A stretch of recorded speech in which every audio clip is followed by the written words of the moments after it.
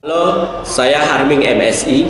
Saya adalah dosen Prodi Misi dan Komunikasi di STT Simpson Ungaran. Saya mengampu mata kuliah Teologi Kontekstual.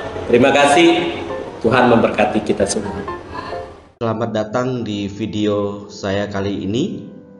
Kita akan membahas tentang teologi kontekstual sebagaimana mata kuliah kita di semester ini.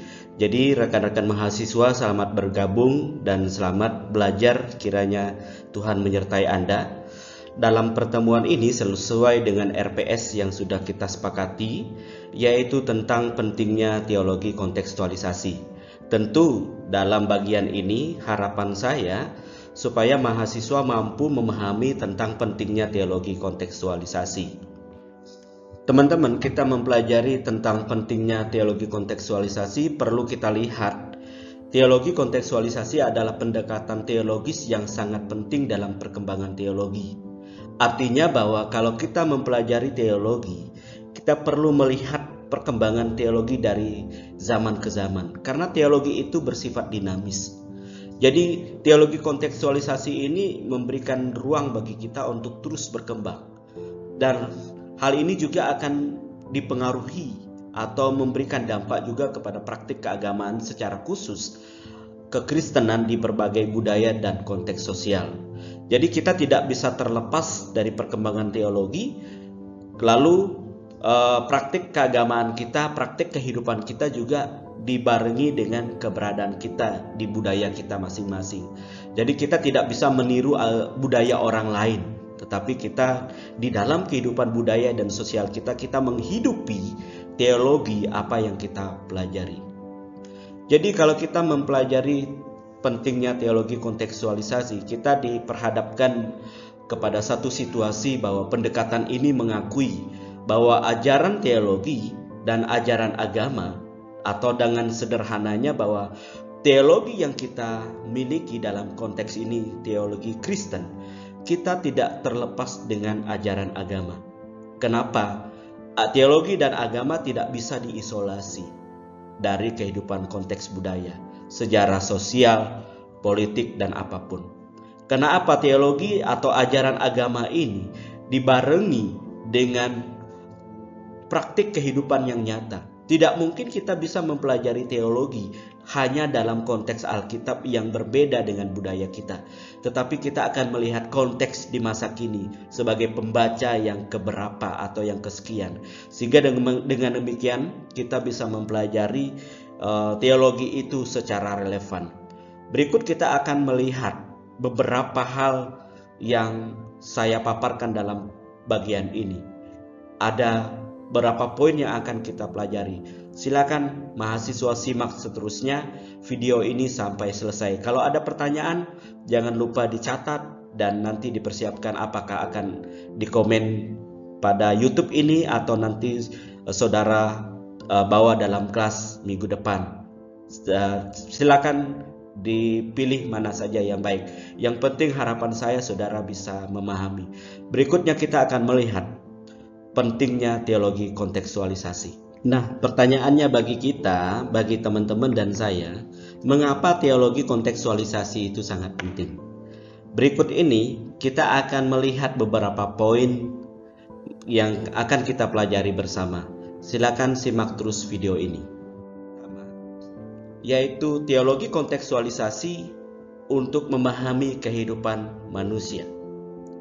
Kita melihat bahwa teologi kontekstualisasi ini membantu kita untuk lebih memahami kehidupan manusia dalam konteksnya yang sesungguhnya. Artinya bahwa kita belajar memahami secara utuh.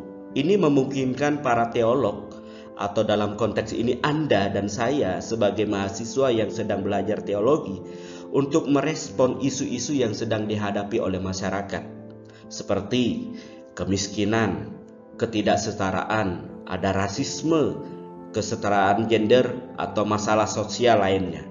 Ada banyak lagi yang menjadi persoalan masyarakat.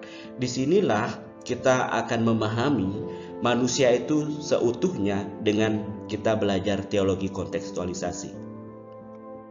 Kemudian yang kedua, atau yang berikutnya, teologi kontekstualisasi itu untuk menjadi bagian dari relevansi teologi. Kita melihat bahwa teologi yang tidak kontekstual bisa menjadi kering. Artinya bahwa pemahaman kita tentang Tuhan itu akan membuat kita bukan mengerti, tapi menjadi tambah bingung. Selain itu juga tidak relevan. Mengapa saya katakan tidak relevan? Kalau kita membaca teks Alkitab dalam konteks budaya pada masa itu sangat berbeda dengan budaya masa kini. Dan itu akan membuat kita sulit mengerti, sehingga kita sebagai teolog menjelaskan teologi akan membuat orang bingung, apalagi di tengah masyarakat. Dengan memahami konteks lokal dan global, teologi dapat menjadi lebih relevan. Dengan kita bisa menjawab pertanyaan-pertanyaan seperti yang saya utarakan, persoalan kita sehari-hari atau persoalan masyarakat pada umumnya. Berikutnya kita belajar bahwa teologi kontekstualisasi kepentingannya adalah untuk pembauran dan misi. Yang dimaksud dengan pembauran misi di sini adalah teologi dapat membantu kita dalam melakukan dalam gerakan misi dan pelayanan di gereja. Pembauran dibutuhkan oleh setiap orang. Artinya bahwa teologi yang kita pahami dalam konteks kekristenan bukan teologi yang terlepas dari misi, atau dengan istilah sederhananya teologi yang kita bisa lihat konteksnya dalam kehidupan sehari-hari. Ini memungkinkan gereja untuk membaur dengan budaya dan masyarakat di sekitarnya, dan pada gilirannya dapat mempermudah penginjilan dan pekerjaan sosial yang lebih efektif. Artinya pembauran dan misi dalam teologi kontekstualisasi ini adalah bagaimana konsep pemahaman teologi kita hidupi dalam kehidupan bermasyarakat, bukan menjadi orang yang terisolir, yang merasa diri lebih baik dan lain sebagainya. Selanjutnya, kepentingan teologi kontekstualisasi yaitu menghormati budaya dan keberagaman. Teologi kontekstualisasi menghargai keberagaman budaya.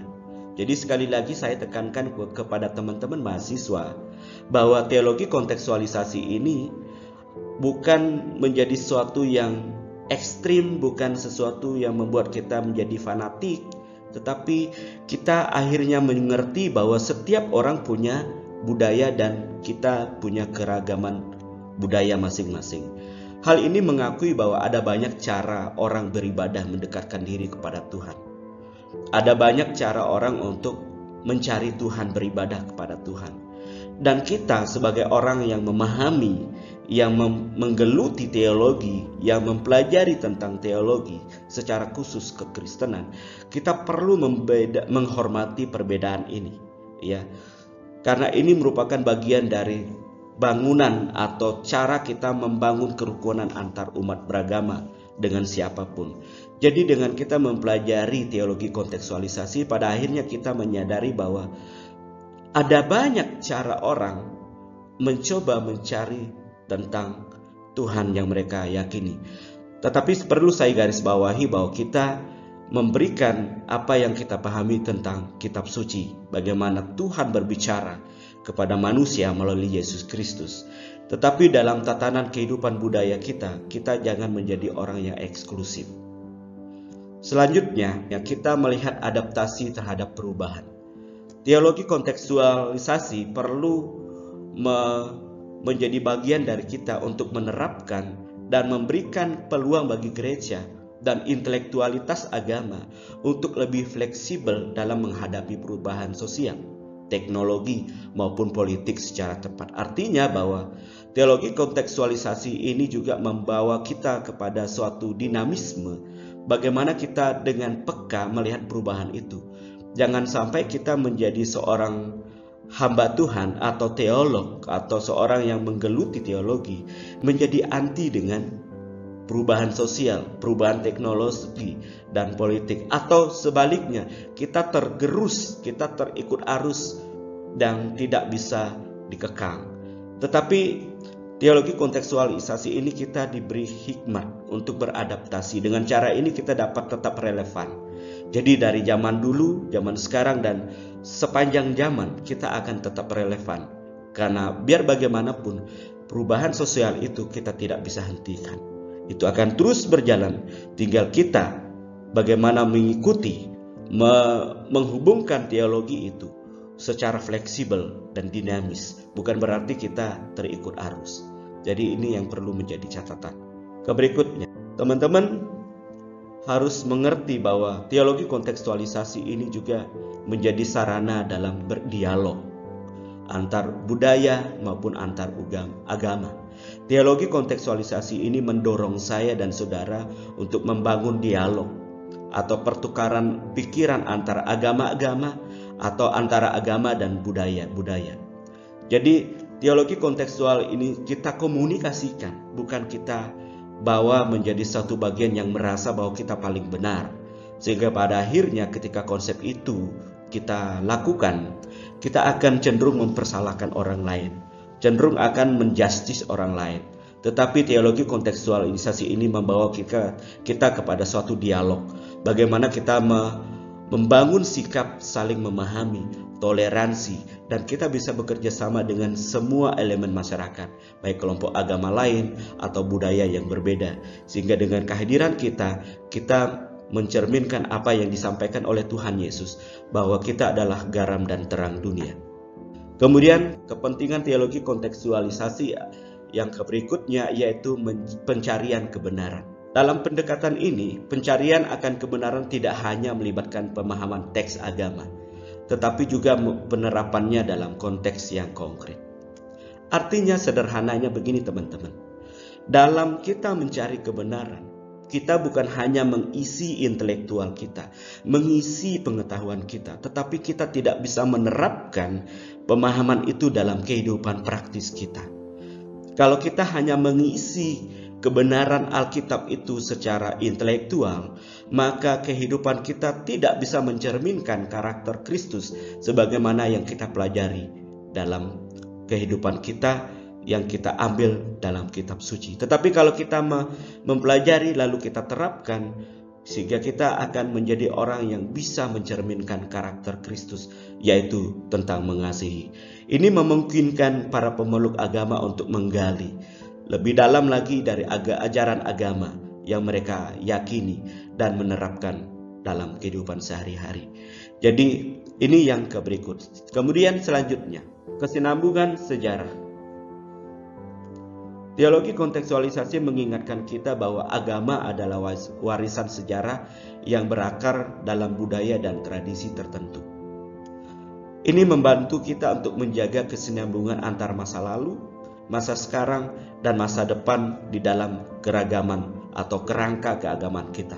Karena biar bagaimanapun, agama itu muncul karena ada satu situasi yang diyakini bahwa ada yang membuat agama itu dan ada yang membuat orang menjadi percaya kepada satu objek, dalam konteks ini kepada Tuhan, karena berasal dari sejarah. Salah satu contoh, kalau kita dalam konteks kita Alkitab, kita boleh mengenal siapa Tuhan ketika kita membaca kitab suci. Kalau kita membaca dari Kejadian dan kitab-kitab berikutnya, ada satu situasi di mana Tuhan berbicara kepada manusia. Salah satu contoh, kita mengetahui bahwa Allah kita pencipta langit dan bumi. Itu kita lihat dari Kejadian pasal 1 ayat 1 dan seterusnya. Jadi dengan kita menjaga kesinambungan sejarah ini, teologi kontekstualisasi akan menolong kita supaya kita tidak terlepas dari sejarah munculnya agama atau kepercayaan itu. Dalam konteks ini, agama Kristen, atau lebih spesifik lagi, bagaimana kita mengenal Tuhan pencipta langit dan bumi. Selanjutnya, kita pada akhirnya dari sekian yang kita pelajari tadi, kalau ada yang ingat, silakan dicatat, silakan dikomenkan di bawah link ini. Atau kemudian ada yang ingin bertanya, apa yang masih kurang atau ada yang masih belum jelas, silakan komen di YouTube ini supaya nanti kita bisa diskusi minggu depan. Pada kesimpulan dari pembelajaran kita pagi hari ini, pada intinya teologi kontekstualisasi kita tahu bahwa ini upaya untuk menjadikan agama dan teologi itu lebih hidup, lebih relevan, lebih inklusif, dengan memahami dan merespon kebutuhan dan tantangan di berbagai konteks budaya dan sosial. Jadi teologi kontekstualisasi ini sangat perlu kita pelajari untuk merespon kebutuhan dan tantangan. sehingga teologi kita akan menjadi hidup, bukan hanya sebatas teori. Ini adalah langkah yang paling penting dalam memastikan bahwa ajaran kekristenan atau ajaran agama tetap relevan dan bermakna dalam dunia yang terus berubah. Demikian pemaparan kita pada saat ini. Jika ada teman-teman yang ingin bertanya, ingin menyampaikan pendapat, silakan disampaikan pada komentar di bawah ini. Kita akan berdiskusi atau bisa juga melalui WhatsApp di grup kita dalam kelas. Demikian pemaparan hari ini. Tuhan menyertai kita semua.